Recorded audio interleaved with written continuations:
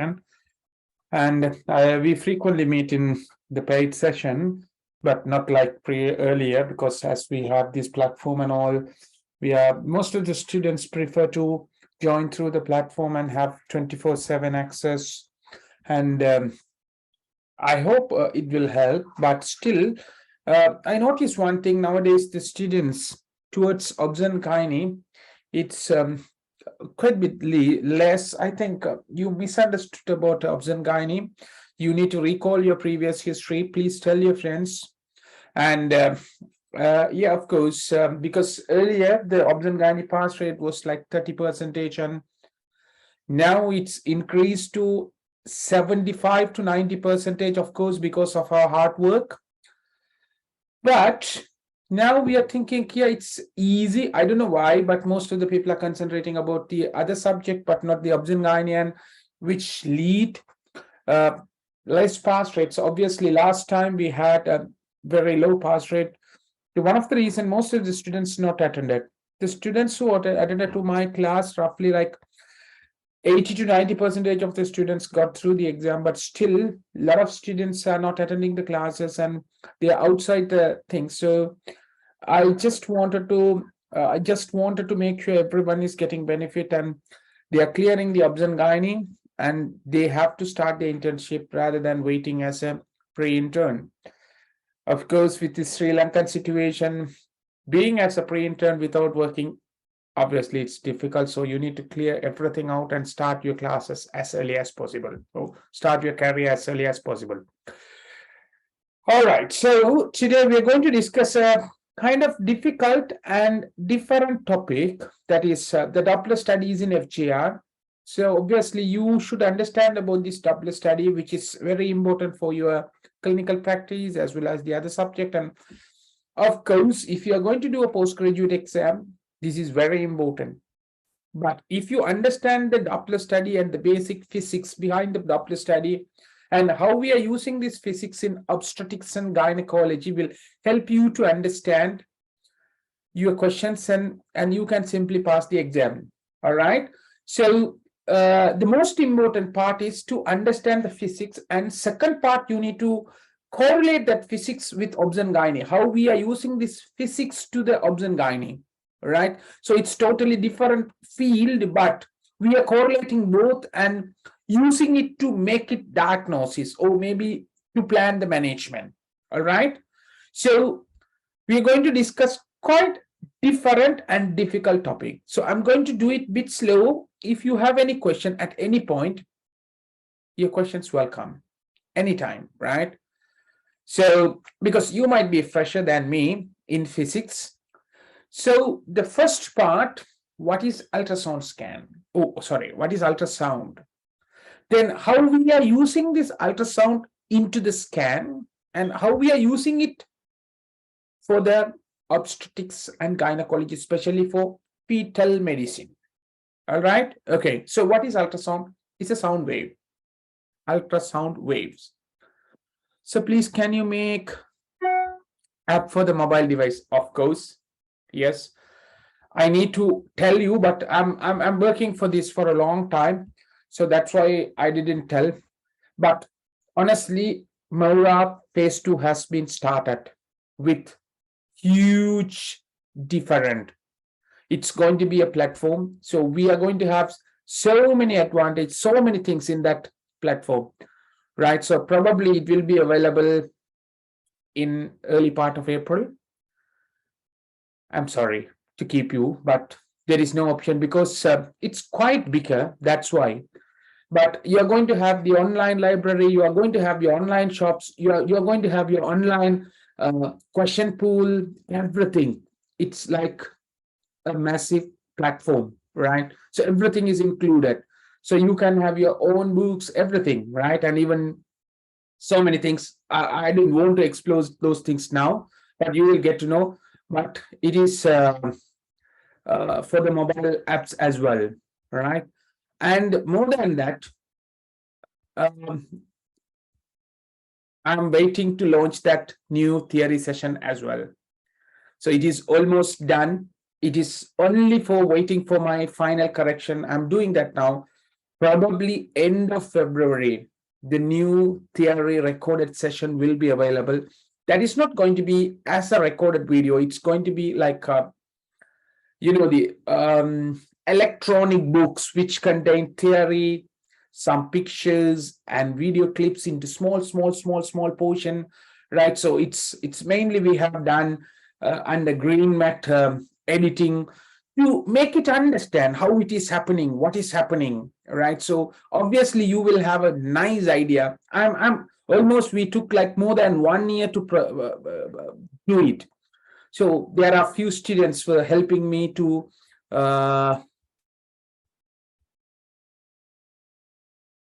hello Naroshan, how are you? Yeah, of course. Very good. This is Yes, sir. important topic. Yeah, important topic for the postgraduate. I'm happy to have some students at least to learn this Doppler for your postgraduate. I'm really happy. And of course, Nirojan, I'll help you for your postgraduate as well. So as you promised while you are studying with me to study obgyn gynae as your postgraduate, you are stick on that. Very happy. I'll help you. No worries. Right, fine. So, yes, good things takes time. Yeah, but it's quite a big work. That's why we are just waiting for that. But honestly, once we launch this one, you will get a good idea because I can show you few things like how we are working on that. Then you will get to know how hard we are working for it, right? See, this is the study. Oh, video for the waiver. Mechanism of labor.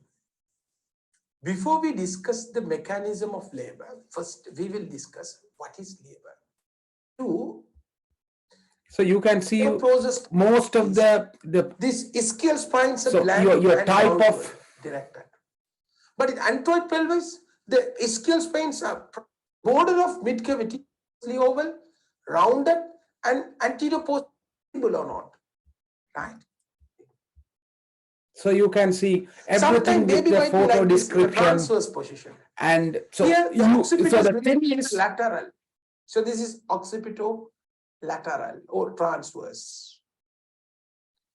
Right? Sometime when the baby is in fully extended position, here like this, now baby is extended and descending into the pelvis. Now you can see the face is the lowermost part. Here you can see the face is the lowermost part. Here, see, the face is the lowermost part. When the baby in labor or inside the uterus, usually baby will be in flex attitude. Usually baby will be like this. So all the joint will be in flex position. Like the neck joint is flex, arm is flex, elbow is flex, knee joint is flex. So baby presentation. So you can see we have a lot of work behind it. It's not an easy task because every time frame we need to put that relevant photos and relevant explanations, videos and kind of things, a lot of effort. And of course, some of your friends help me a lot. Honestly, they are my coordinators and they worked a lot for that. And it took almost 1 year to prepare it. So I'm going to launch it. Even if you are working as a doctor, it is going to help you. Everything is in an updated version. So as you are getting lifelong access, obviously you can get it, get the lifelong access, and you can get to know what is happening. So everything is in a nice way in green mat. So even we have done some green mat technology as well. So hopefully you will enjoy. I'm really sorry to keep you for a long time, but it is taking a lot of time. That's why we couldn't make it on time. But obviously, now we are in the later part. So I'm checking the last version. So probably it will be ready in months' time. Amniotic fluid embolism. It is an obstetric emergency with high mortality and morbidity to the mother. So many amniotic fluid entering, it will After some time, patient will develop these. So I can remember Nirojan. So as Nirojan is here, I can remember how you were studying, right? So with that tuition centers, you were sitting, coming a bit early to be on front line and answering with 4 hours lectures, bring your water bottle and things. Now see how this observed gynae class has changed, right? Now we have the platform, you have 24/7 access, lifelong access with very organized video series. Oh my God. So you need to utilize it. All right, fine. So we will move to this topic today. It's Doppler study in FGR management. So as I told you, what is this Doppler? The ultrasound is a wave, all right? So it's an ultrasound wave. It's basically a sound wave with high frequency, ultrasound, right? So how are we using this ultrasound wave into the obstetrics? So basically, I need to explain the physics behind it. So here, as we all know, right? So when the sound wave travel, right? When there is an object here, that sound wave will reflect, or it might penetrate. Two possibility. Depend on the consistency, the wave might reflect or partially reflect. The amount of reflection will depend on the density. Agree? So the amount of reflection will depend on the density. Some of the wave will penetrate. So if low density, then what will happen? Majority of the wave will penetrate. If it is high density, then most of the wave will reflect. So here, the basic principle is the reflection of the sound wave, ultrasound wave. So how we are using this ultrasound wave in obstetrics or even in medicine to make as an image, right? So we have a transducer which is emitting the ultrasound wave, as well as the transducer receive the ultrasound wave as well, both emitting and receiving. So the wire will be connected to the computer. So the machine will make an image depend on the amount of wave which receive back. All right. So the sound wave will be emitted from this ultrasound probe here like this, right? So the frequency of sound wave might vary depend on the probe. So you might see, if you see a scan machine, you can have different probe. So even you might heard something about trans-abdominal scan, trans-vaginal scan, echo scan, right? So different scan, echo for the heart, right? So depend on the probe or depend on the scan, the frequency of wave will reduce. All right. So say for example, if it is a transvaginal probe, it's a small probe, usually which this transvaginal probe will produce very high frequency ultrasound wave. Trans-abdominal probe will produce bit of low frequency ultrasound wave. So that is the difference between these two scans. Of course, the place of doing scan is different. We are doing in trans-abdominal, we are doing the scan in the abdomen, and transvaginal, we are doing the scan in the transvagina. I agree. But what is the major difference between this transvaginal and trans-abdomen is the frequency of wave. The wave frequency which we are using in transvaginal scan is high frequency and trans-abdomen scan is low frequency. So basically, first we will understand what is happening here, then we will come to this transvaginal and what are the different and what are the advantage and disadvantage, right? So here, when the probe produce this ultrasound wave, this ultrasound wave will reflect over the object, right? Some wave might reflect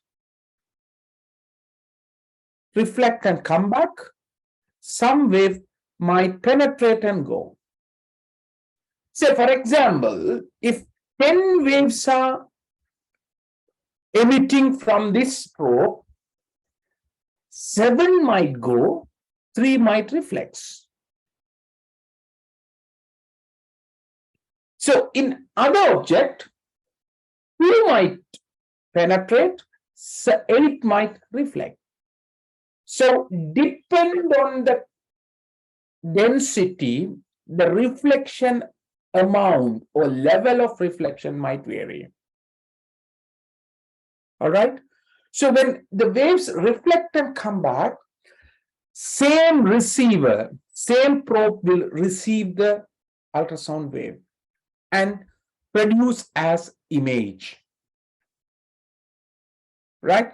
So here, for example, if you have an object something like this area might be high density area, this area might be bit of moderate, this area might be very less sensitive. So what will happen when the waves are coming? The waves which reflect on this area will be more. Here, maybe here the reflection will be 7, penetration will be 3. In moderate area, reflection will be 5, penetration will be 5 out of 10. In this low density one, reflection will be 2, penetration will be 8. So depend on the density, the reflection and penetration is varying. Agree that? I will agree that, Dulani? Yes. So depend on the density, reflection and penetration is varying. So now what will happen? The probe will receive more sound wave from this area. Probe will receive a bit of low sound wave from the middle area, and probe will receive very minimal sound wave from lower area. So the upper area will be bit of very light color, whitish. Why it is whitish? Because of more reflection. So from the middle area, the white color is quite less. Because whenever you get more sound wave reflection, that area will be white. That is called hyperdense area or hyperechoic area. So from the hyperdense, hyperechoic. Most of the waves are echoing. Agree that? Most of the waves are echoing. So hyperechoic region. So when you come to the clinicals, you might see a scan report. They might say on right adnexia, there is a hyperechoic lesion, 2 into 2 centimeter. It means most of the waves are reflecting. It means that lesion, it's look like solid. Because most of the sound waves are echoing, reflecting. So hyperechoic lesion means something solidic. If it is solidic, what is your clinical correlation? If it is a solidic mass, what is your clinical correlation? What you are worrying about this solid nature? Yes, could be malignant. So it is suggestive of malignancy or could be a malignancy. Right? So if it is a water, fluid, then what will happen? Most of the sound wave will penetrate. Echoing effect on the water will be less. So how will be the image? Image will be like blank. So that is called hypoechoic. Right side 3 centimeter hypoechoic. It means fluid cyst. Could be a cyst. All right. So if it is a unilocular, if entire cyst is same consistency, if it is a water or fluid, entire cyst is going to be same in density. So entire area will be like a same echoic nature. The black color is same for all this area. So then you can say it's unilocular fluid filled cavity. If you have a solid component inside, some solid component, or maybe some locules here, then those solid material will differ from this area. So there will be a slight difference in color. So only you get black and white, but you can see the composition. So this one we say mixed echogenicity.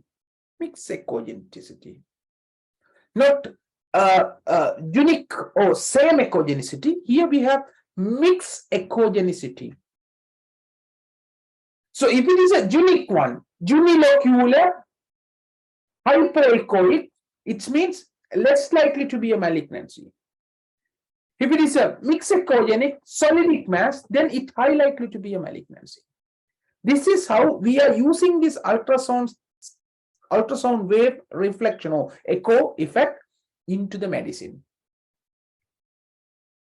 So we are sending the ultrasound wave, make it reflect and see how much it is reflecting. Depending on the reflection, we create an image. On that image, we can formulate or we can correlate what could be. So if you want, I can show you some ultrasonic photos. Yes, I'm sorry.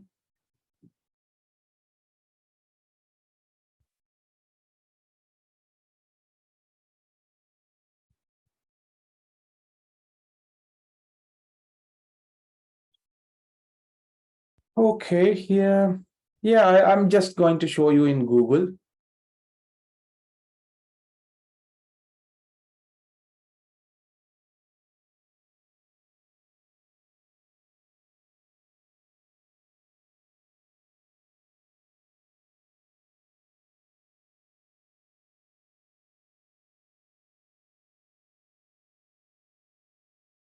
All right, so here you can see, right?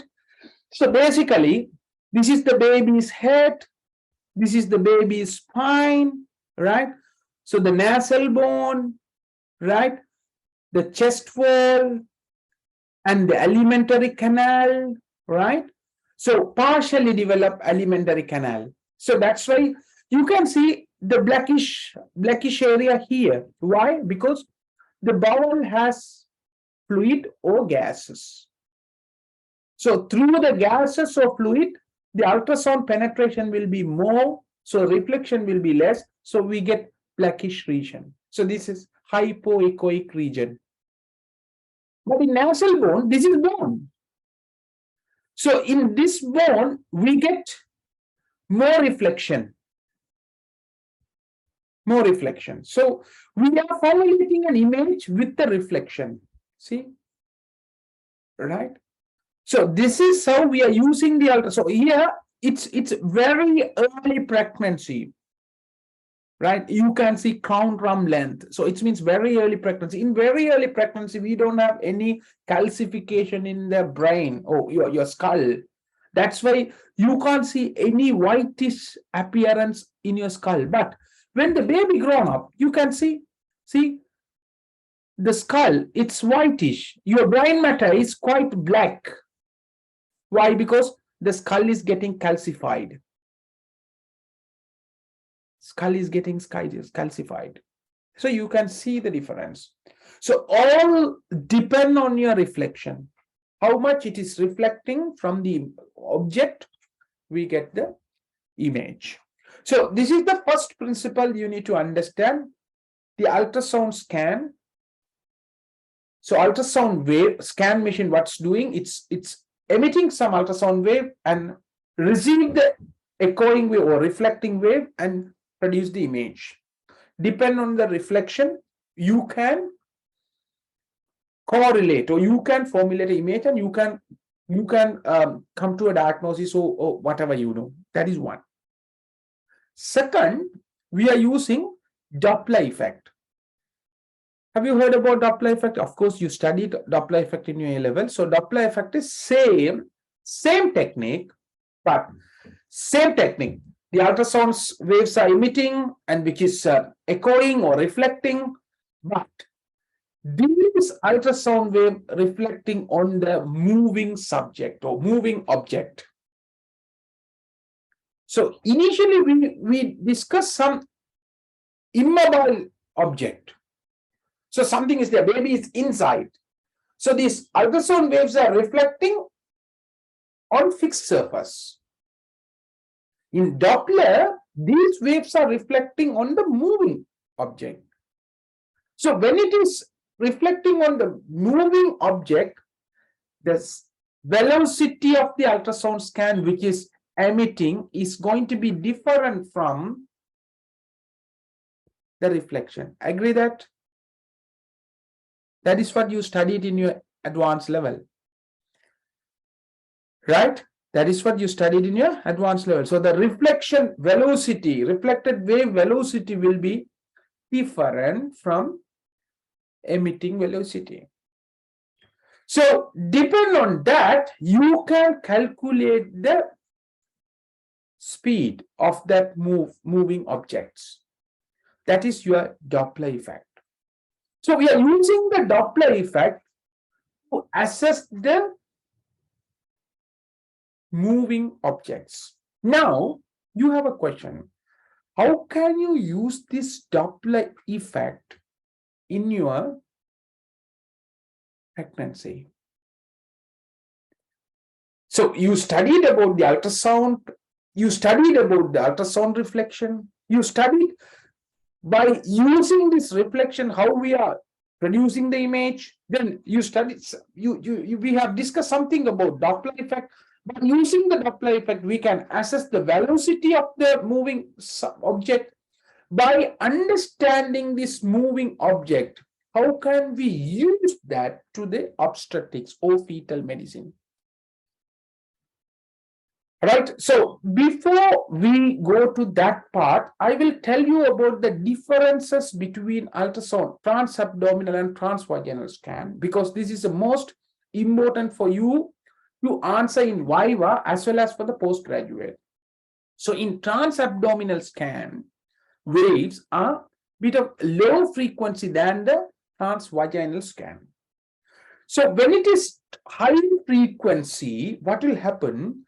The quality of image which is produced by that wave will be good. Right? So you get a good quality image.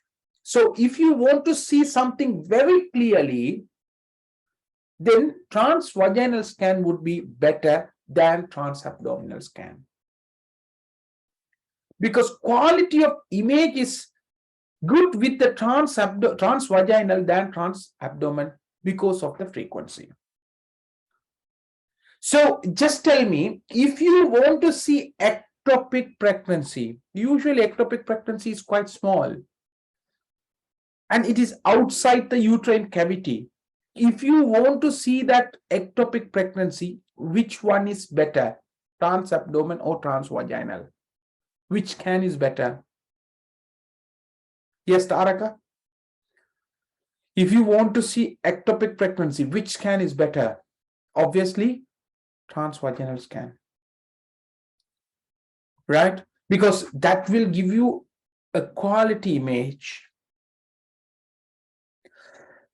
You can see very clearly. So that's why if you want to see an intrauterine pregnancy, you should have minimum level of beta HCG level. I think I have taught you in ectopic pregnancy subject.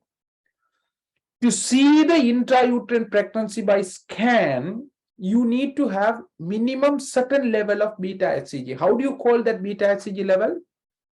Anyone can remember that one?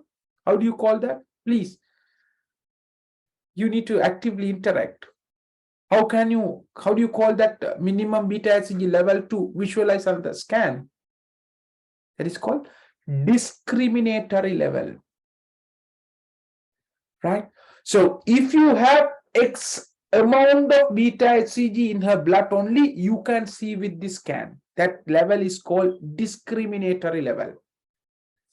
To see the intrauterine pregnancy by transvaginal scan, the beta HCG discriminatory level should be 1500.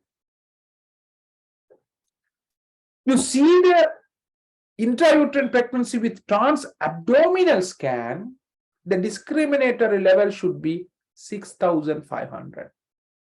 Now you can see. So even with small amount of beta HCG, it means even the pregnancy is very small, still you can see with transvaginal scan.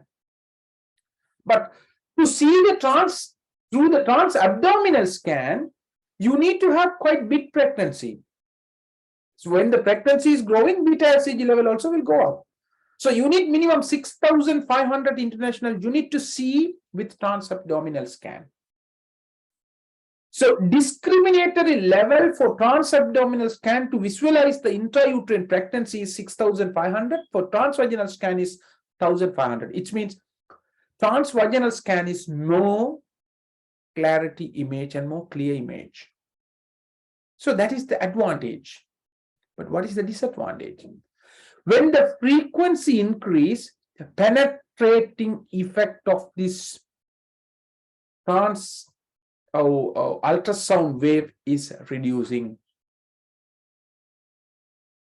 Okay, when the frequency increase, penetrating effect will be reduced. So when you are using transvaginal scan, you go through the vagina, go closer to the uterus, and you can see the uterine cavity and the adnexia clearly.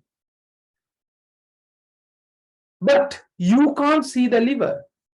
You can't see the upper abdominal structures with transvaginal scan because those waves will not penetrate up to that level and reflect. So their penetration level is poor and reflection is within the short period. So you can see a clear image, but penetration will not be there to reach to their distant subjects. But in trans-abdominal scan, your penetration and reflection is quite high because of low frequency. That is the characteristic of ultrasound wave. So if you keep the probe over the tummy, the wave can penetrate up to the retroperitoneal region. Even you can visualize the kidney. It is going through the skin, fat tissue, rectus muscle, and bowel, posterior wall, then to the kidney. So it is going up to the retroperitoneal region. Penetration is very poor and reflection is very good. Right? That is a characteristic of that wave.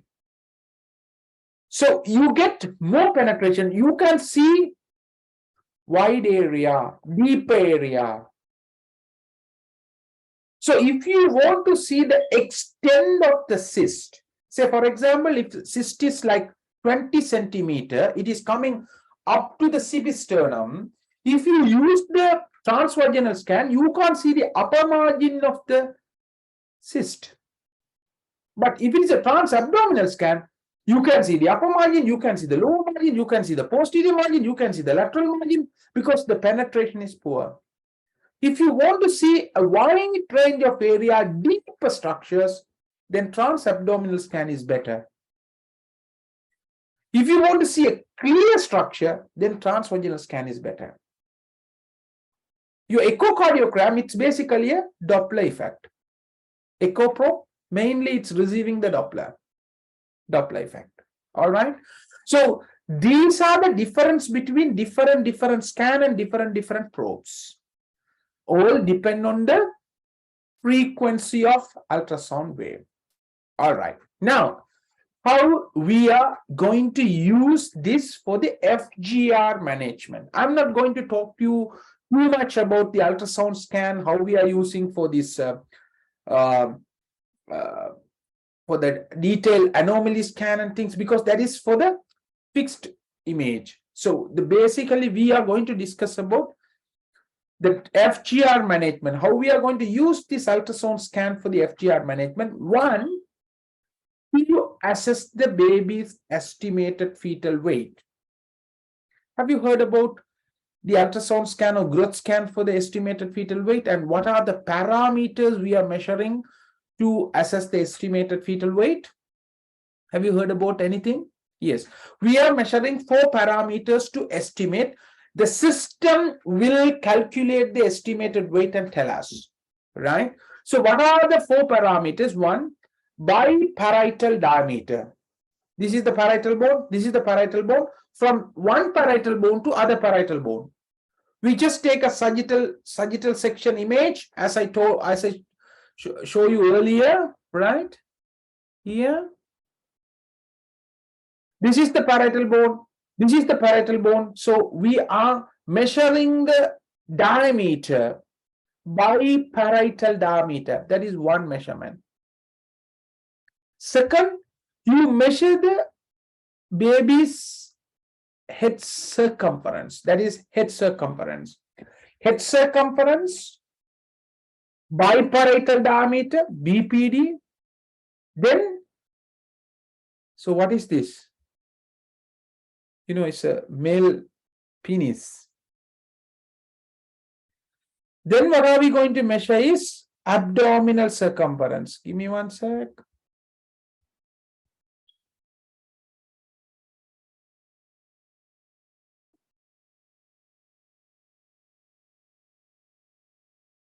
Yeah.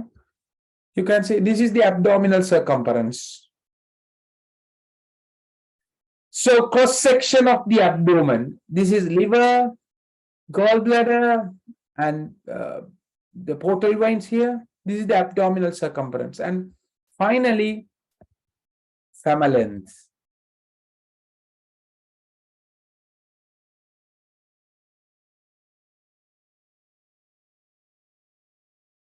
This is the femoral length, right? Femoral shaft, head. So this is the femoral length.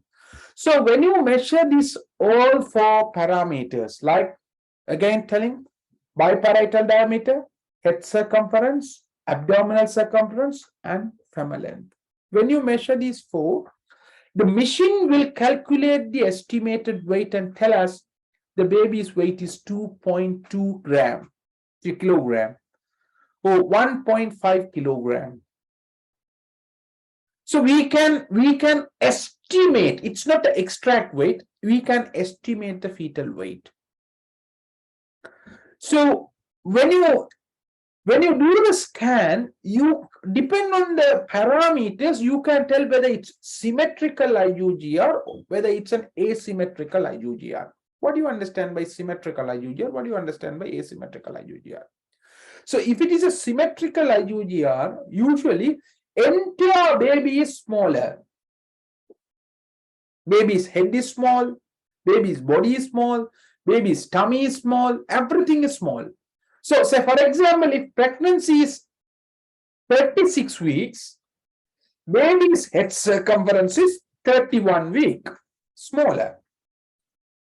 The abdominal circumferences correspond to 31 weeks. So head also 31 weeks, abdomen also 31 weeks, both are 31 weeks. So baby is symmetrically small. Sometimes we get asymmetrical IUGR. What do you understand by asymmetrical FGR or IUGR? So say always I'm asking my students, if you do exercise, if you dieting, to reduce your weight, always what you are checking first? You are checking your tummy. Always you check your tummy, whether it's reduced or not. Because when you are losing weight, you lose your abdominal fat. So that's why always we are checking the tummy. So like that, when the baby is losing the weight or failure to grow, that is fetal growth restriction, failure to grow, baby's tummy, baby's abdomen will be smaller because fat storage will be less, glycogen storage in the liver will be less, ultimately abdominal circumference will reduce. But the baby's head already grown, which is bony, will not shrink.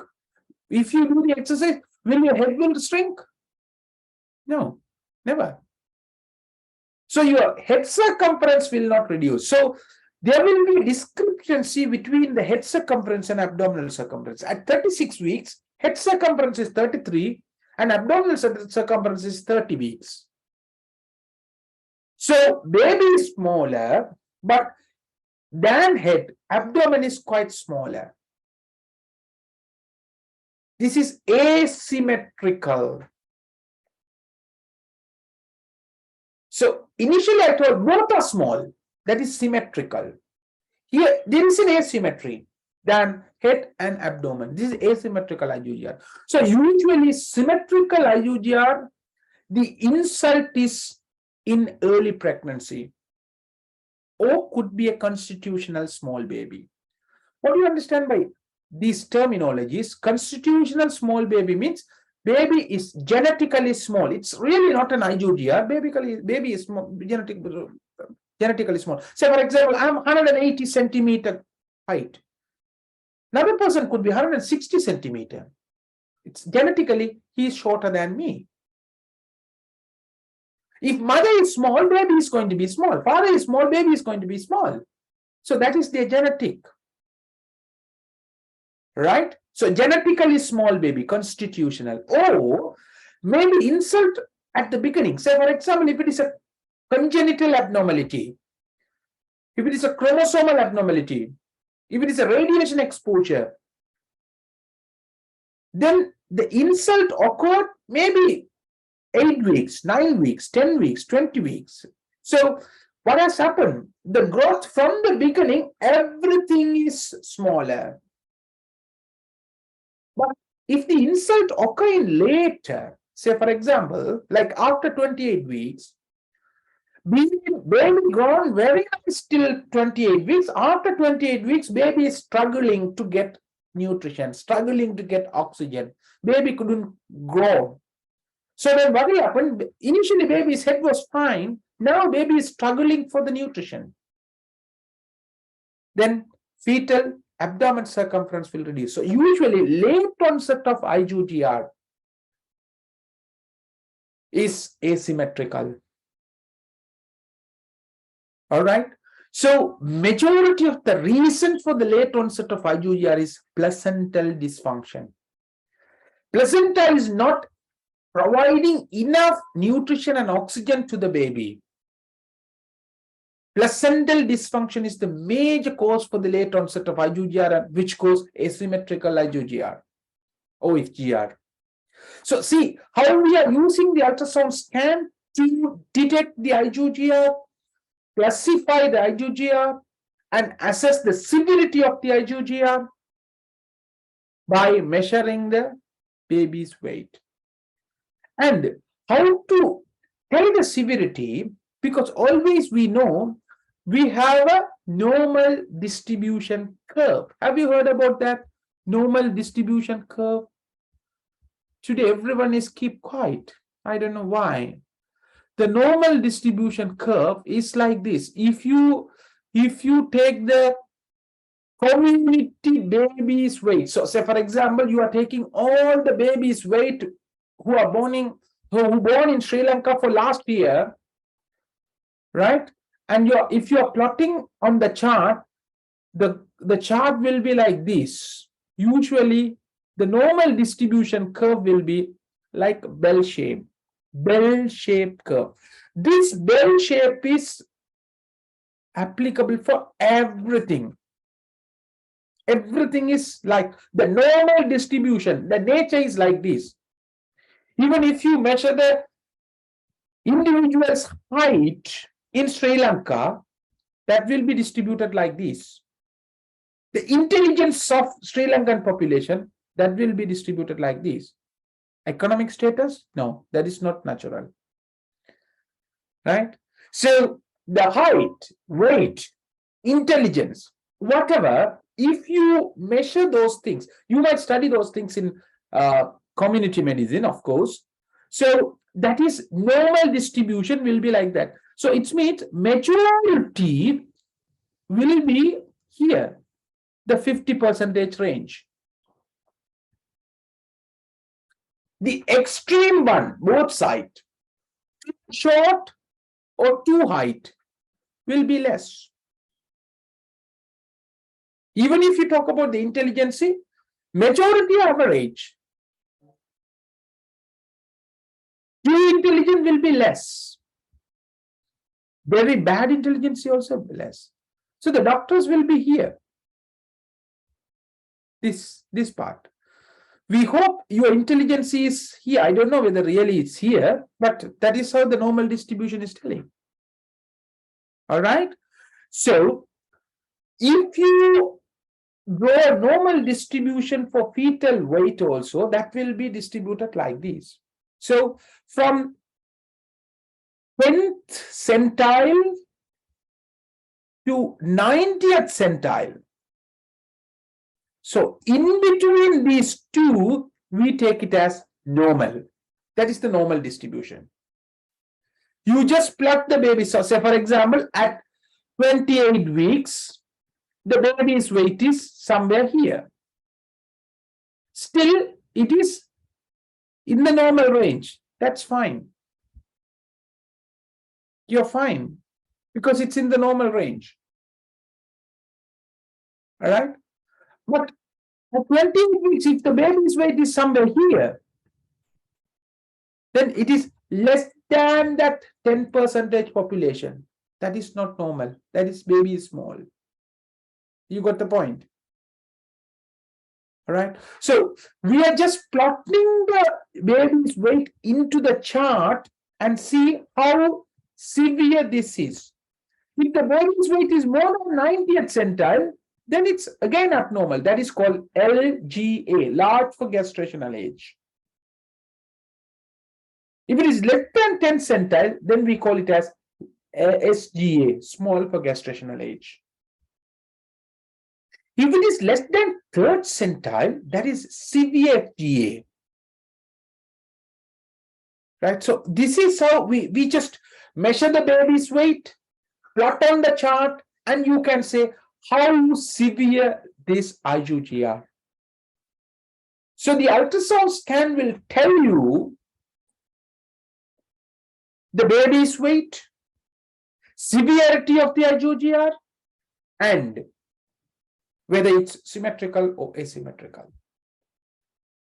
So then once you diagnose the IUGR, how are you going to manage? So if you diagnose the IUGR or FGR, what is the definitive management for that?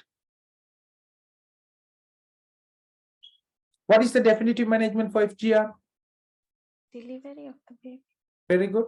Delivery, because majority of the cause we can't correct. Say for example, if it is chromosomal abnormality, congenital abnormality, placental dysfunction, you can't correct it. Few things like anemia, smoking, maybe malnutrition, you can try, you can correct it, but it will not correct completely, but still it's modifiable things. But unmodifiable, the age, maternal BMI, maternal diseases, diabetes, hypertension, kidney disease, right? So unmodifiable risk factors which is causing IUGR, you can't do anything. So here, when the baby formed inside the womb, that is the most favorable environment for the baby. Baby is not doing anything. Baby is getting nutrition. Baby is getting oxygen, and mother is excreting the fetal waste product, and baby is doing nothing. Only baby is developing. Mother is doing everything. So that is the most favorable environment for the baby till baby get matured. You can pampered by your parents, but up to that level. So if you are expecting that even after you get married and if you get your family, once you get matured, at 32 years, if you are expecting something from your parents, if you are depending on your parents, then that is abnormal, because you can be inside the womb till you get matured. That is the most favorable. Once you mature, the baby, okay, baby can come out and baby has to survive alone.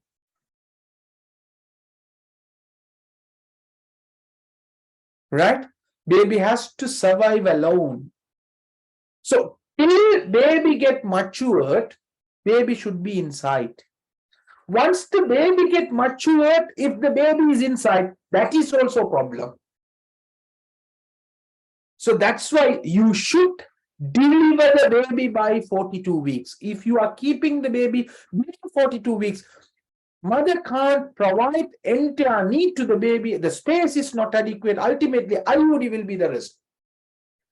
So the fetal maturity, the term called full term is 37 to 42 weeks. When the baby reaches 37 weeks, it means baby got matured. Once baby got matured, baby can come out at any time.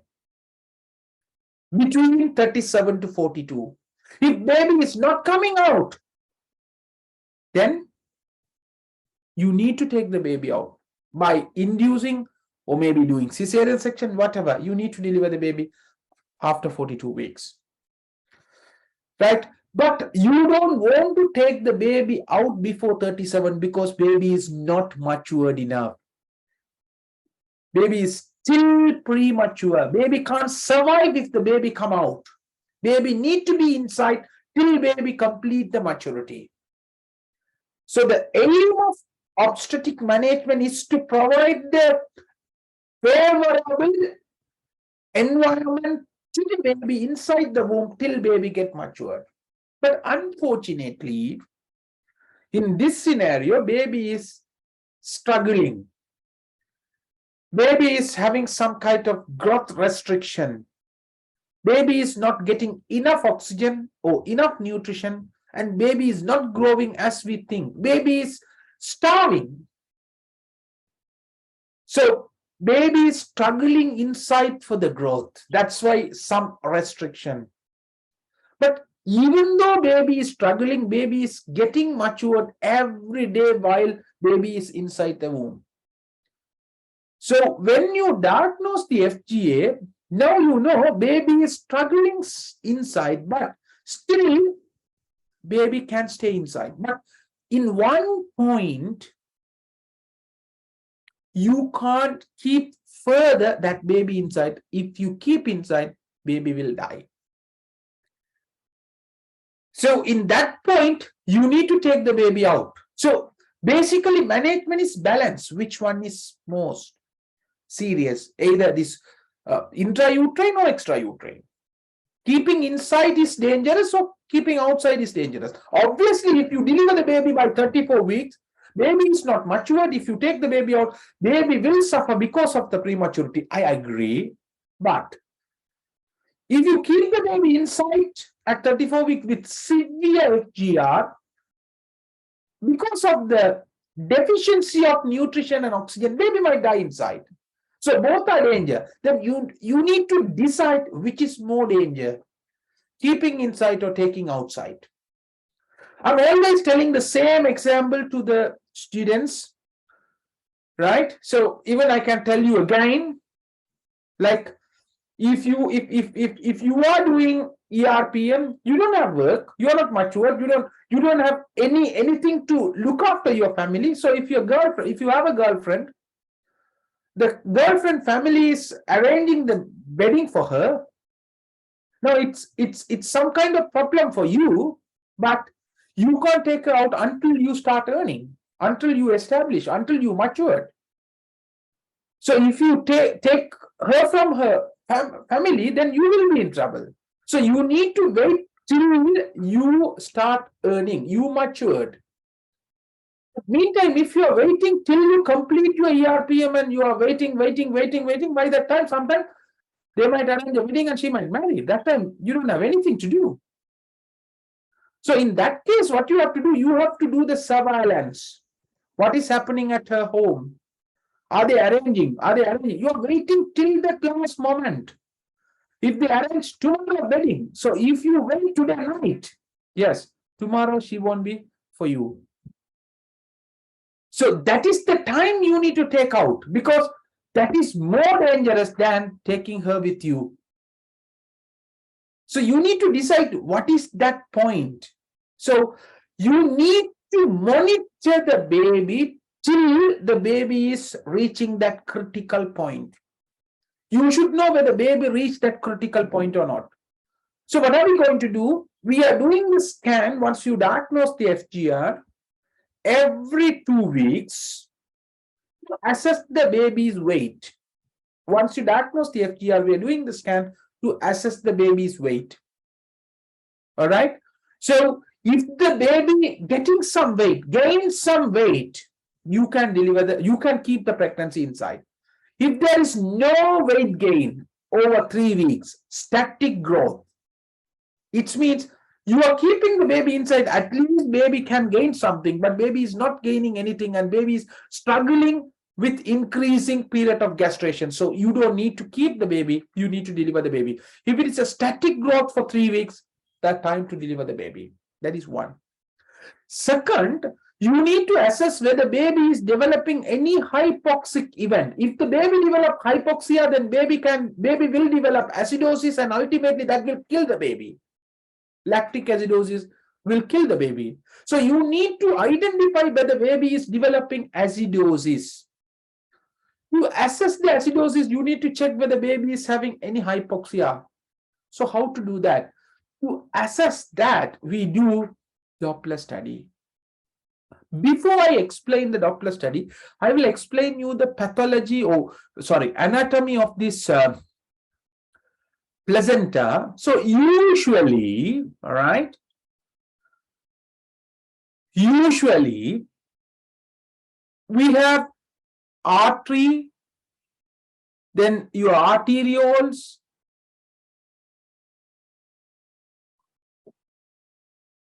so major artery, branch arteries, arterioles, and finally you get capillaries. From the capillaries, you get veins and venules and vein. This is your normal circulation. So arteries, branches, arterioles, capillary, venules, veins, and major veins. This is your circulation. So where you are having this substance exchange. So for example, if you take oxygen that is going to the lungs and go to the blood, then your hand cell is consuming oxygen, because when the oxygen reaches the capillary, this oxygen will diffuse into the tissue space. So capillaries are conducting the substances. So substance diffusion will occur in capillaries. So the capillary is the area where the substance diffusion will occur. So same thing will happen in placenta as well. Here, this is the uterus.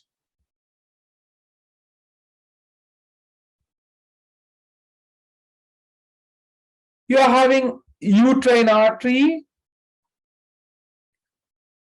This uterine artery will divide into small arteries, then spiral arteries, and finally it will reach to the endometrium. The uterine arteries usually does not have capillaries. So the people who are doing postgraduate, you need to know very, very depth about this blood flow up to the spiral artery level. So if they ask to write about that supply to the uterus, you can't simply write the uterus is getting blood supply mainly from the uterine artery, which is a branch of internal iliac artery, and also it's getting blood supply from the ovarian artery and pudendal arteries and blah blah things. You need to write The uterine artery will divide into this and going into the musculature as a spiral artery and supplying to the endometrium. So up to that level, you need to write. So spiral arteries are supplying to the endometrium. So if you see the endometrium here, sorry.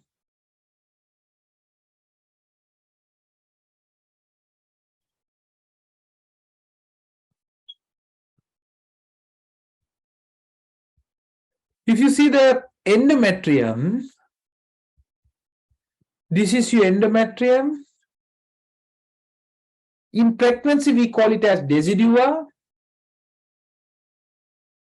And your spiral arteries are coming here, right? And this is your placenta.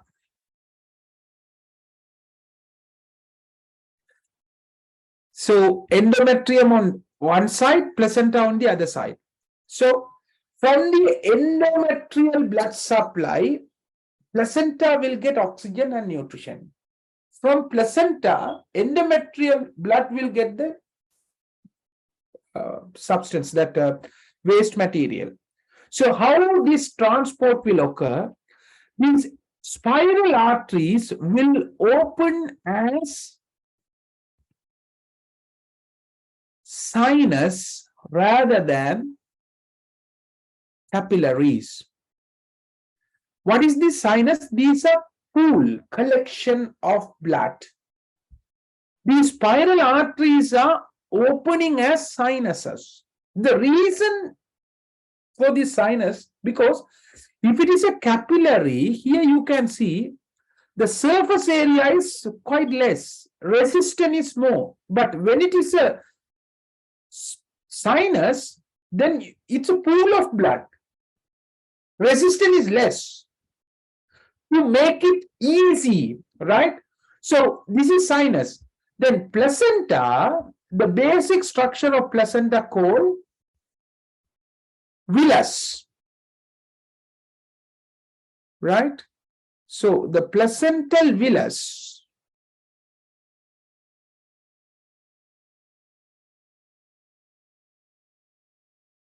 This is the placental villus. Here you can see the placental villus will embed or invade into the sinus. This is called placental invasion. So placenta is basically invading into the decidua, into the sinus as a villus. Here, the baby's blood will run through the villus and going like here. So umbilical artery will bring the deoxygenated blood into the villus, and umbilical vein will take the oxygenated blood to the fetal right side heart. So basically, umbilical vein will carry the oxygenated blood. Umbilical artery will carry the deoxygenated blood to the placenta. So here you can see all these vessels inside the villus. The maternal blood is in the sinus. So basically, these two bloods are meeting, not mixing, because this villus membrane is separating both blood. So maternal blood and fetal blood will not mix, but the maternal substance will diffuse into the fetal circulation, and fetal waste product will diffuse into the maternal circulation. So by folding, the villus increase the surface area, and by forming the sinus, the maternal circulation produce low resistance circulation. So which is favor the fetal oxygenation. Low resistance circulation by forming sinus, and by forming villus, increase the surface area and diffusion will be high. So substance can easily diffuse. So fetal blood flow will be easy because the resistance into the sinus is less. So baby's heart can easily pump the blood to the placenta. If you don't have sinus, if the resistance is high at placental region, then baby can't pump the blood towards placenta. So blood will not pump towards the placenta, blood will not get oxygen, and baby will not get oxygen. To make it easy, placental resistance will be less. How it is less? Because by forming the sinuses. So usually placental resistant, low flow placental resistant. That is one of the reasons your diastolic blood pressure and systolic blood pressure is less during pregnancy. In physiological changes, you have studied this one. During the physiological change, what will happen to the blood pressure during pregnancy will reduce because of the low resistance system in pregnancy, because the total diameter will increase. When the diameter increases, resistance will come down, blood pressure will come down. During pregnancy, blood pressure will less.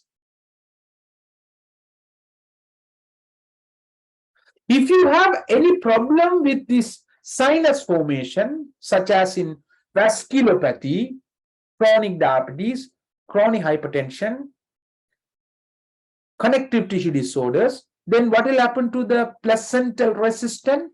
Will go up. If you have any problem with the invasion, oxygenation will come down. So the placental villus will be necrotized and necrotic material will release, which is increasing the maternal blood pressure to pump more blood to the placenta. That's why we get pregnancy-induced hypertension. We studied in PIH, the pathophysiology. All right. So here, this is the basic structure. You might ask me why you are telling about all these things, because I'm going to explain to you the doppler, then you will understand. Okay. So keep that in your mind. Just now tell me, in FGR management, what are the dopplers we are using? Anybody? What are the dopplers we are using in FGR management? Umbilical artery Doppler. Yes, thank you. Umbilical artery Doppler. Second. Middle cerebral. Okay, umbilical artery Doppler, middle cerebral artery Doppler. Anything else? Ductus venosus. Ductus venosus. Yes. Anything else? Uterine artery Doppler. Uterine artery Doppler. Perfect. Ductus venosus and uterine artery Doppler. Right. So first we will discuss about uterine artery Doppler. If you have problem with the uterine artery Doppler, what will happen? Blood flow to the baby will reduce. Uterus will reduce. Agree that? Because uterine artery is the main artery supplying to the uterus. So if you have any problem, so when you do the Doppler to the uterine artery, will tell us how about the blood flow to the Doppler, blood flow to the uterus. If uterine blood flow reduce, blood supply to the uterus will reduce, blood supply to the placenta will reduce, which can lead to IUGR. Okay, I'm asking one question. So it's a MCQ point. Abnormal uterine artery Doppler always cause FGR, true or false? It's false. It's false because uterus is getting blood flow from different arteries. Uterine artery, ovarian artery, right? Vaginal artery. So there are so many anastomosis. That's why even I told you earlier as well, I think if mother is bleeding a lot, we do uterine artery ligation. We are ligating the artery. Completely we are ligating the artery. Still she can become pregnant. This is not a risk factor for FGR. Uterine artery, past history of uterine artery ligation will not cause FGR in pregnancy because which can cause easily anastomosis. So uterine artery Doppler abnormality not always causing FGR, but if a mother has uterine artery abnormality or increased uterine artery Doppler resistance, which is risk factor to develop FGR. So what are we going to do? We do uterine artery Doppler at 20 weeks with an anomaly scan. If the uterine artery Doppler normal, then it's fine. If the uterine artery Doppler is abnormal, that is major risk factor for FGR. It's a risk factor. It's a major risk factor for FGR. So as we all know, mothers who are having major risk factor for FGR, what you have to do? You have to do screening test to detect the FGR.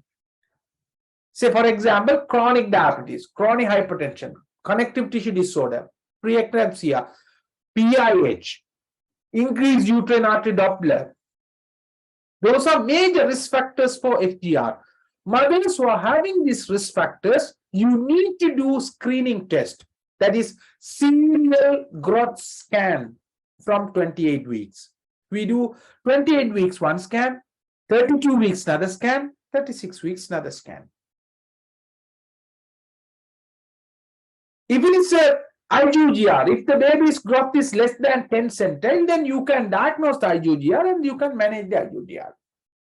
So uterine artery Doppler is a screening method to identify the risk factor, not to manage the IUGR. So very careful, you might get an MCQ like this. Uterine artery Doppler play a major role in management of IUGR, true or false?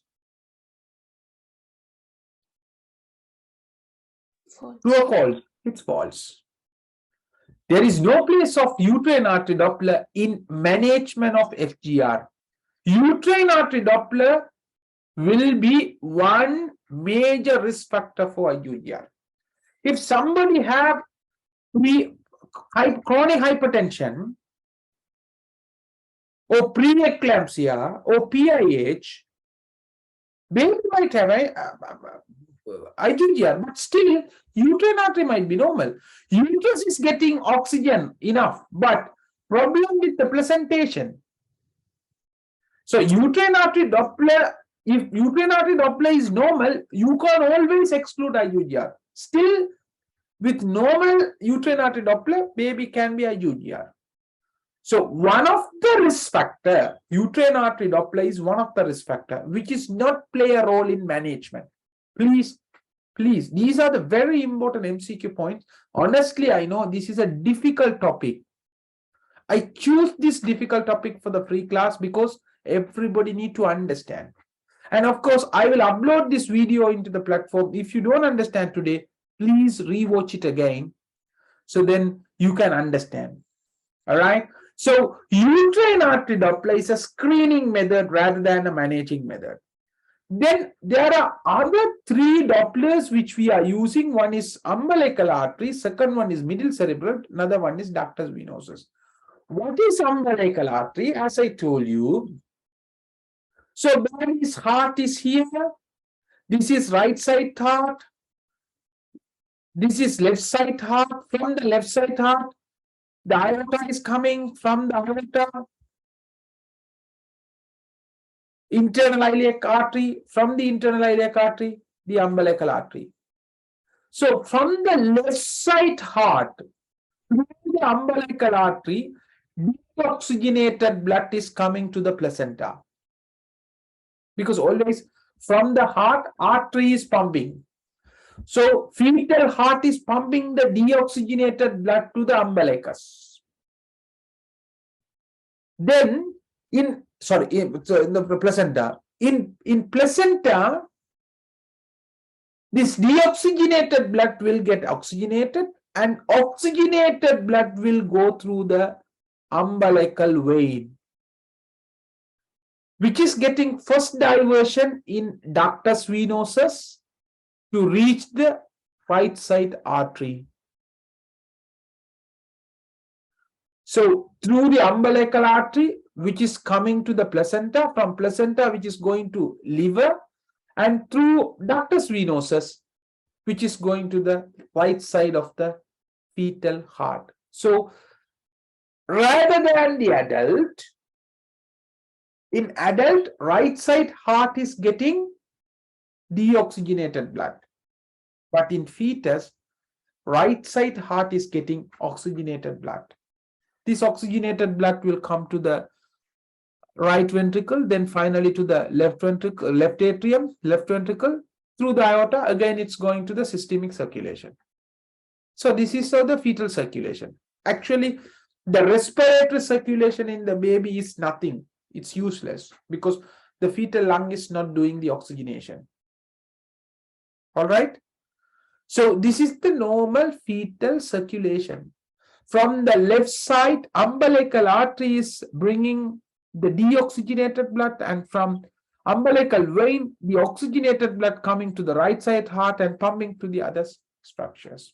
So we have two places where the blood is moving. We are using the Doppler effect to identify the hypoxia in these 2 points. One, we are using the Doppler effect in the umbilical artery and ductus venosus. These are the two areas we are using this umbilical artery. Sorry, we are using the Doppler effect to identify the fetal hypoxia. So how we are using? Here, you need to understand how are we using this physics into the medicine. All right. So now you can see, as I told you, the placental resistance is quite low than fetal systemic blood pressure. So as it is low resistance circulation, baby's heart can easily pump the blood to the placenta. So deoxygenated blood can easily enter into the placenta, get oxygenated, and come back to the right side heart. To make sure ample amount of blood is reaching the placenta to get oxygenation, the placental resistance need to be less. So that is why we are having these sinuses and low resistance circulation in placenta to make sure the blood flow to placenta. If you have increased resistance in the placenta, what will happen to the placental blood flow? If resistance increase, the baby's heart can't pump that much of force. So then what will happen to the blood flow to the placenta? Yes, what will happen to the blood flow to the placenta? Reduce. If placental blood flow reduced from the umbilical artery, what will happen? Oxygenation, amount of oxygenation to the fetal circulation. What will happen? Reduce. So amount of oxygen which is delivering to the baby is going to reduce. So we are using this theory behind. So if placental blood flow reduce, indirectly it will indicate less oxygenation to the baby. Agree that? I will agree that. Yes, sir. If the placental blood flow is high, more blood will go to the placenta, more blood will get oxygen, more oxygen will come to the baby, more nutrition will come to the baby. If blood flow to the placenta reduce, oxygenation will be less, delivery of oxygenation will be less. So can we assess the blood flow to the placenta by using Doppler? Yes. That is what we are using. We are using the Doppler effect to the umbilical artery to assess how much of blood is going to the umbilicus. Is it normal or is it less? That will tell us whether baby is suffering for oxygen or not. But honestly, this is not the diagnostic, but still, if the blood flow to the umbilicus reduce, you can say baby has high risk to have hypoxia. So we don't do Doppler, umbilical artery Doppler for normally growing baby. We are not bothering about the resistance and things if the baby is growing well. Agree that? If the baby is growing well, then baby is getting enough oxygen for the need. If the baby is smaller, FGR, then next we do the Doppler, umbilical artery Doppler. That will tell us whether baby is getting enough oxygenation. If the umbilical artery flow is less with FGR, then we know baby is struggling for the oxygenation. If the umbilical artery Doppler flow is okay, even though baby is small, then you can say still baby is having some kind of restriction, agree, but still baby is having some growth, isn't it? We can wait for some time. So I will come to you later how to use this umbilical artery Doppler to make the management plan. First of all, you need to understand the first thing. Why we are using the umbilical artery Doppler to make a decision. Because umbilical artery Doppler will reflect how much of oxygenation will occur to the baby. Are you clear with that? Perfect. Second point, the ductus venosus. The ductus venosus is a channel where the blood is bypassing the superior vena cava and it is entering into the, easily it's entering into the, it's bypassing your, sorry, not superior vena cava, bypassing your portal vein. Right? So, if the baby is suffering for oxygenation, then what will happen? This bypassing path will get dilated. Agree that? To make it more bypass. So, if your ductus venosus resistance reduce, why resistant? Because when the ductus venosus bypass is getting dilated, what will happen to the resistance? Will reduce. If the ductus venosus resistance reduce, that is indicating baby is starving for oxygenation. Agree that? Right, Pabasara? If the ductus venosus is resistance is reduced, means baby is starving for oxygenation. So baby is having some kind of hypoxia. That's why it's trying to pump more blood to the baby's circulation. Agree? So we can assess the blood flow through the ductus venosus and we can assess the resistance by using this Doppler. Then we can make a decision depend on that. That is the second point. Third point. Sometimes ductus venosus is fine, normal. Umbilical artery is normal. Blood is moving. But we don't know whether oxygenation in the placenta is okay. Sometimes blood flow is fine, high blood flow, but still oxygenation is not good.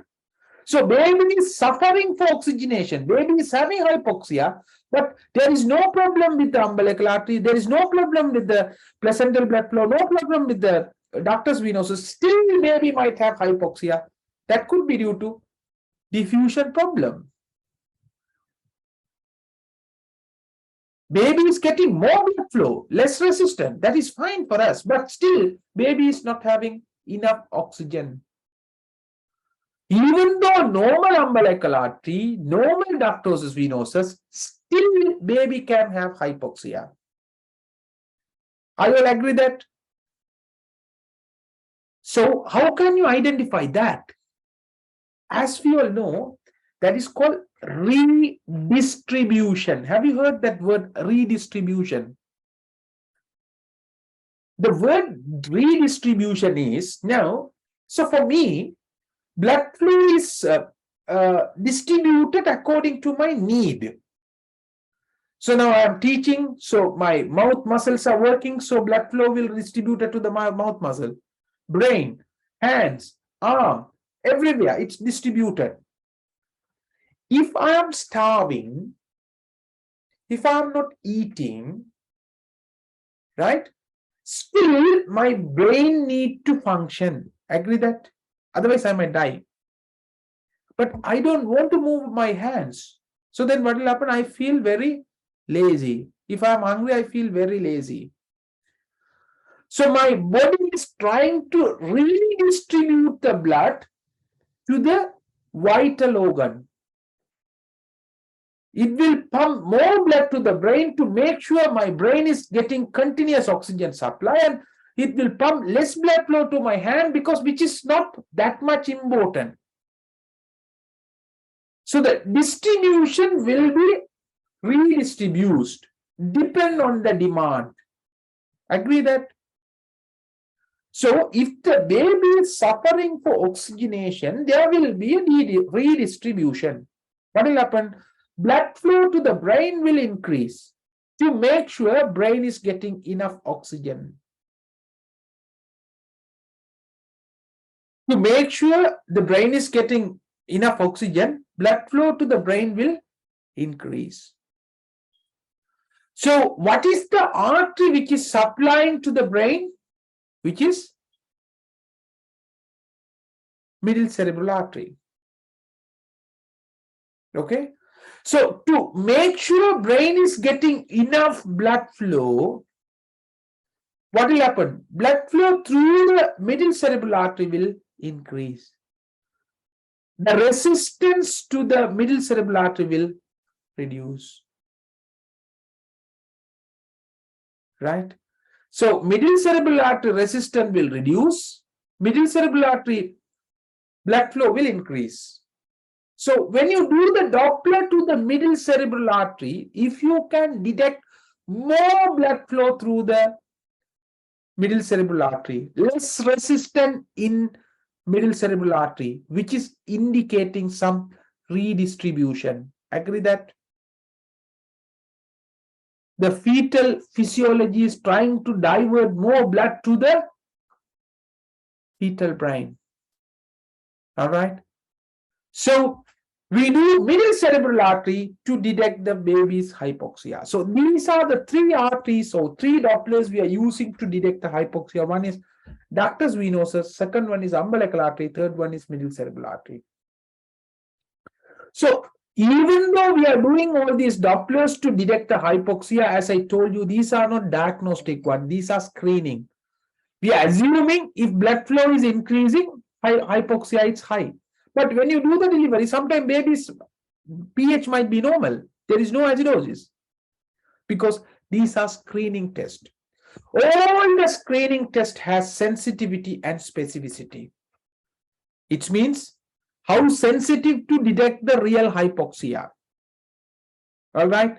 So when you diagnose the hypoxia, FGR, we do umbilical artery for each and every babies.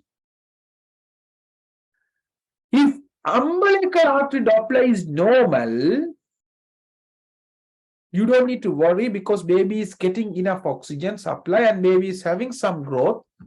Even though baby is having some restrictions, still baby can be inside the uterine cavity. You can continue the pregnancy till 37 weeks. After 37 week baby mature, then you can deliver the baby. So we are going to keep the baby till 37 week if the umbilical artery Doppler is normal. But if umbilical artery Doppler is abnormal, then you need to think about delivery. We don't do ductus venosus routinely. But if the umbilical artery is abnormal, before 32 weeks, we don't rely umbilical artery to deliver because before 32 weeks, most sensitive scan to detect the hypoxia is ductus venosus. So if you want to make a decision before 32 weeks, you need to do ductus venosus. After 32 weeks, umbilical artery and middle cerebral artery we are using. So we do umbilical artery. If umbilical artery Doppler is abnormal, if it is less than 32 weeks, you need to do a ductus venosus. If ductus venosus is normal, you can continue the pregnancy. If ductus venosus is abnormal, you need to deliver the baby because baby is having high risk of hypoxia. After 32 weeks, we do umbilical artery. If the umbilical artery is abnormal, I will tell you what are the possible abnormality. I will tell you. If umbilical artery is abnormal, depending on the abnormality, we need to decide what is the management. If the umbilical artery normal, what are we going to do? So this is the last part you need to know. Very important, right? After 32 weeks, when you do the umbilical artery Doppler, if the umbilical artery Doppler is normal, still baby can have hypoxia. Agree that? Even though umbilical artery Doppler normal, baby can have hypoxia. So if umbilical artery Doppler normal, then what is the artery Doppler you will do next? Middle cerebral artery. If middle cerebral artery also normal, then hypoxia is less likely. Then you can continue the pregnancy, repeat the Doppler in 2 weeks' time. So do the umbilical artery. If it is normal, do middle cerebral artery. That is also normal. Repeat the scan in 2 weeks' time. Continue the pregnancy till 37 weeks. Once you reach 37 weeks, baby matured, deliver the baby. That's it. If the umbilical artery Doppler is abnormal, then we calculate a ratio called, have you heard? CPR.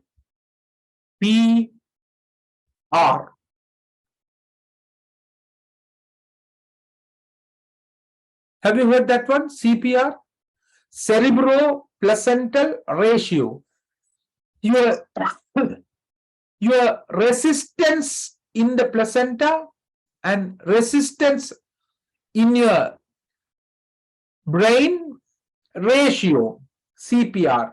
Rather than using only one, you can use the cerebro-placental ratio.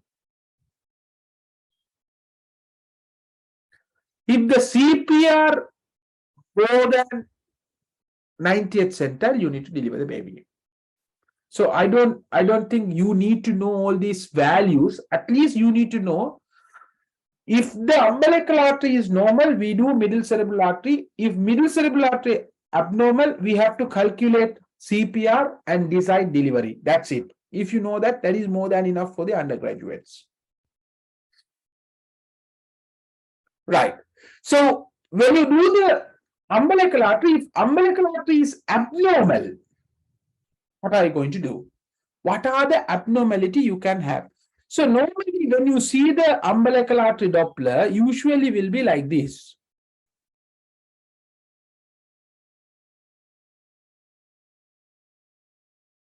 The Doppler will be like this. Say for example, during the systole, the blood flow up to here. During the diastole, blood flow up to here. This is the blood flow during the diastole. This is the blood flow during the systole. Because obviously, as we know, so this is the placenta.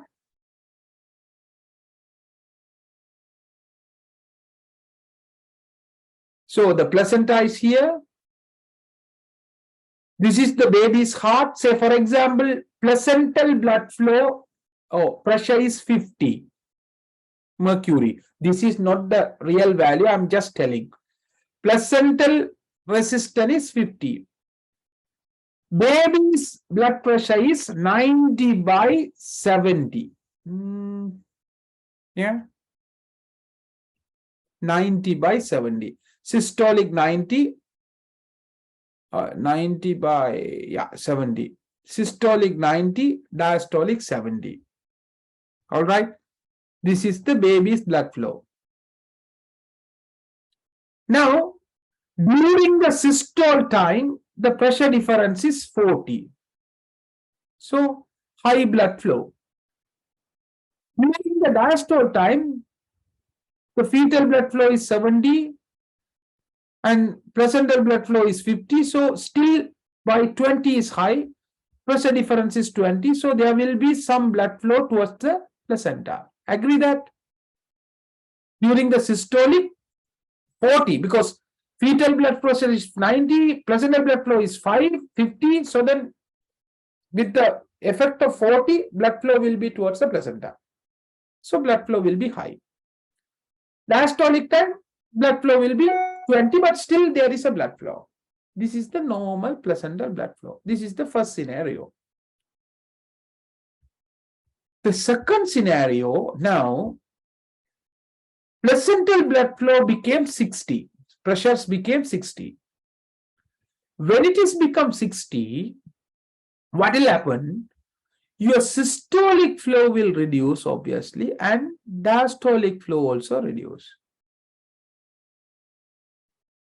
Why is that? Because the blood flow here, its pressure difference is 30. 90 minus 60, 30. Here, 70 minus 60, 10. I'm just putting this value. These are not correct value. I'm just telling. So pressure difference reduced. So blood flow is reduced. So than the normal one, here diastolic flow has reduced. This is the second scenario. So when you do the umbilical artery Doppler, you can have normal umbilical artery Doppler. You can have reduced umbilical artery flow. Agree that? That is the second scenario. Now, the third one, the placental blood flow became as 70. Pressure became as 70. It's increased. Now what will happen? Systolic will reduce. Diastolic time, you won't get any blood flow. Why? Because during systole, 90 minus 70, your pressure difference is 20. During diastole, 70 minus 70, pressure difference is 0. So there won't be any blood flow from baby's heart towards placenta. So you get a situation in this place, there is no blood flow to the placenta during diastole. So normal blood diastolic flow, reduced diastolic flow, and absent diastolic flow. This is the third scenario. Right? Another one. Green. Now, placental resistance gone to 80. Right? Placental pressure gone to 80. So still now, your systolic time, you will have some blood flow. Why? Because 90 minus 80, there is 10 blood flow. But during the diastole time, placental pressure is 80, artery pressure is 70. So where pressure is more? In the placenta. Ideally, blood has to come from baby towards placenta. But here, during the diastole time, placental pressure is more than the fetal heart. So then what will happen? Blood will pump back towards the heart from the placenta rather than going to the right side heart. The oxygenated blood need to go to the right side heart, not to the left side heart. But unfortunately, because of high pressure, blood flow is coming back to the left side heart, so which is not useful. So during diastole time, blood flow will be reversed. This is the fourth scenario. So you can have four types of Dopplers in umbilical artery. One, normal Doppler. Second, reduction in diastole. Third, absent diastole. And fourth, reverse diastole. All right? Fourth, reverse diastole. So if the Doppler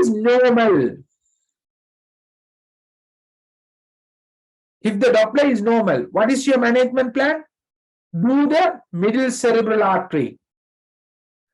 If both are normal, then you can repeat the scan in 2 weeks' time. That is your management plan. Agree that you are doing the Doppler, umbilical artery is, even though it's FGR, umbilical artery is normal, then you are doing the middle cerebral artery, that is also normal, you are happy. So you are repeating the scan in 2 weeks' time. All right, that is the first management. Second, you have done the Doppler flow reduce, but still baby is getting some oxygen. Baby is getting some blood flow, even diastolic. Happy that? Baby is getting some amount of blood flow, even though it's reduced, still baby is getting oxygen or blood flow to the placenta during systole and diastole. So still we don't want to deliver the baby. You can still keep the baby inside, but can you wait for 2 weeks for this baby? No, by that 2 weeks, baby might die. So you need more frequent surveillance. So what you have to do, you have to do every 3rd day Doppler. Every 3rd day Doppler. Every 3rd day will do Doppler. Okay, just tell me, for this kind of mothers, reduction in diastolic flow, will you do the middle cerebral artery Doppler? If diastolic flow reduce, will you do the middle cerebral artery Doppler? No. No. Because obviously we know baby is having hypoxia because oxygenation is not adequate for this baby. But still, we want to continue the pregnancy because baby is getting some amount of blood flow. So you need to do every 3rd day Doppler and CTG to see whether baby is having any distress. If any distress in the baby, you need to decide the delivery. But you don't need to be hurried to deliver the baby. The 3rd scenario, absent blood flow. It means only baby is getting blood flow due oxygenation during systole, not during diastole. So diastolic time is quite higher than the systole. Are you all agree that? So baby is not getting oxygen most of the time. Less time only baby is getting oxygen. So if you keep this baby inside, which has high risk to die, so you need to deliver the baby. So how urgent you need to deliver this baby? How urgent you need to deliver the baby? You need to deliver as category 3. It means you can wait till your arrangements settled. Say, for example, if you are going to deliver this baby now, baby is, say, for example, it's 33 weeks. So preterm, you have to give dexamethasone. If you give dexamethasone, you need to wait 48 hours for the action or minimum 24 hours for the action. Can you wait for 24 to 48 hours? Yes, we can. For this one, we can wait. This is category 3. You have to wait till you are ready. Category 3. You don't need to be hurried to deliver the baby because baby is suffering. You need to deliver the baby, but not now. You can plan out everything. Keep fasting, give dexamethasone. If you want, you can give max sulfate for the neuroprotection. Then you can deliver the baby. You don't rush to deliver the baby. But in scenario 4, if it is reverse flow, which is serious, because even the blood flow is in the wrong way, baby is suffering during systolic either, so which is not good. So this baby you can't wait. You need to deliver the baby as category 2 or 3. So you can't wait 1 or 2. You can't wait till dexamethasone. You can't wait till max sulfate. You need to deliver the baby immediately. These are MCQ points. Very careful. Very careful. So if it is a reverse flow, You are not going to wait for max sulfate. You are not going to wait for dexamethasone. You need to deliver the baby. If it is absent flow, complete your max sulfate, complete your dexamethasone, and deliver the baby. If it is reduced flow, repeat the CTG and Doppler every third day. If concerned, you need to deliver. Otherwise, you can continue with every third day Doppler. If the Doppler is normal, do MCA. If both are normal, every 2 weeks scan and continue the pregnancy till 37. Okay. So if you are going to deliver the baby for scenario 3 and 4, what is the mode of delivery? C-section. Yes, always cesarean section, because baby is already suffering for the oxygen. When you let the baby to go for vaginal delivery, when the uterus contracting, further blood flow will cut down. Baby will not withstand that labor stress. Baby will die. So always absence and reverse flow always need to be delivered by cesarean section. So these are MCQ points, your SBA points. Absence or reverse diastolic flow need to be delivered by cesarean section.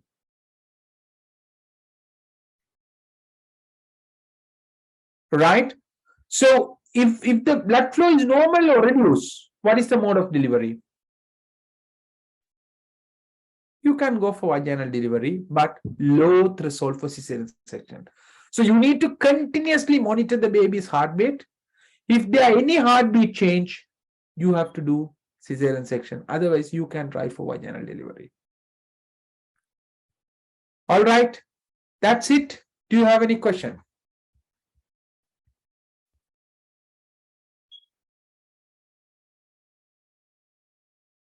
Do you have any question? I'm sorry, because I thought to do at 9 o'clock, but I thought it will be late. That's why I started at 7 o'clock, but students are sending message, the power cut. That's why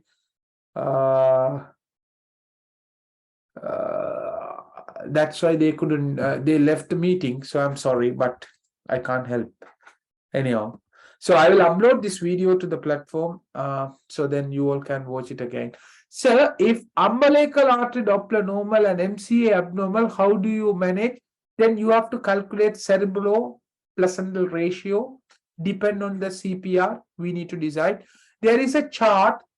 If the CPR value is this, whether you can wait or decide section. So I think that is no need to know for you, your level as a undergraduate level.